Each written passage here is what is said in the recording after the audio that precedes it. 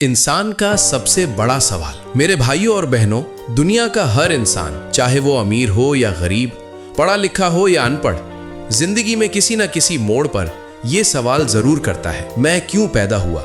मेरी जिंदगी का मकसद क्या है? खुदा मुझसे क्या चाहता है? अक्सर हम खुदा की मर्जी को अपनी जरूरतों के साथ जोड़ देते हैं। हम कहते हैं खुदा की मर्जी होगी तो नौकरी मिलेगी, खुदा की मर्जी होगी तो शादी होगी, खुदा की मर्जी होगी तो बीमारी खत्म होगी।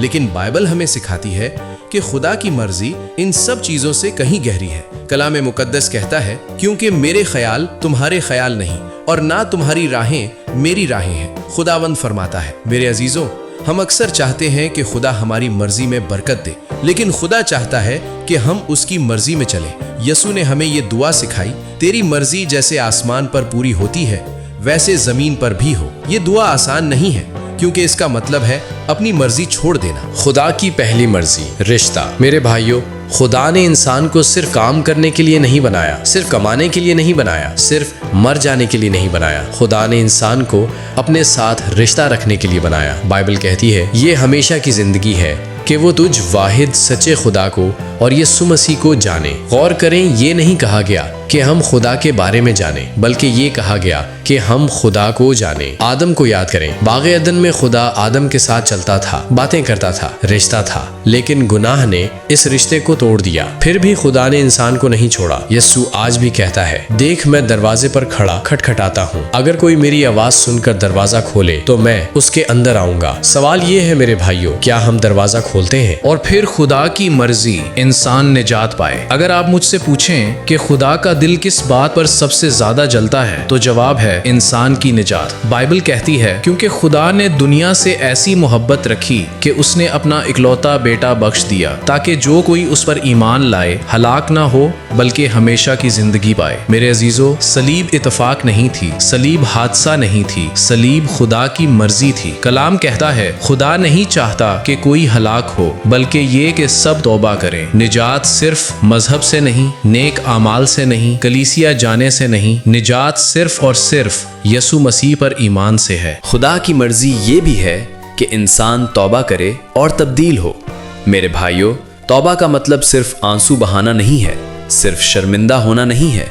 तौबा का मतलब है सोच बदलना, रास्ता बदलना, जिंदगी बदलना। यसु ने कहा, तौबा करो क्योंकि आसमान की बादशाही नजदीक है। पौलुस रसूल कहता है, अगर कोई मसीह में है तो वो नया मखलूक है, पुरानी चीजें जाती रहीं, देखो नई हो गई।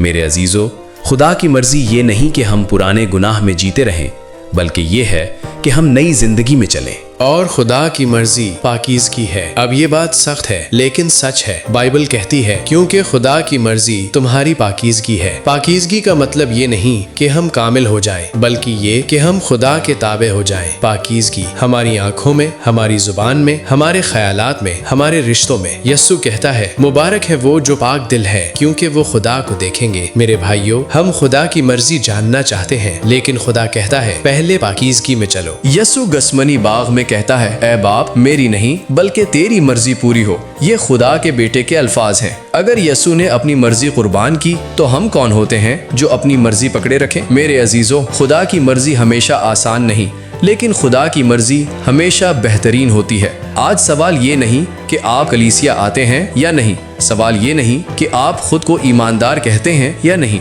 आज असल सवाल ये है, आप किसकी मर्जी में चल रहे हैं, अपनी या खुदा की? दुनिया की मर्जी वक्ती खुशी देती है, खुदा की मर्जी हमेशा की जिंदगी देती है। आखिर पर हम दुआ करेंगे, ऐ खुदावंद, हम आज फैसला करते हैं कि अपनी मर्जी छोड़कर तेरी मर्जी में चलेंगे। हमें वो दिल दे जो तुझे खुश करे और वो जिंदगी दे जो तेरे जलाल के लिए हो। यसु मसीह के नाम में, आमीन।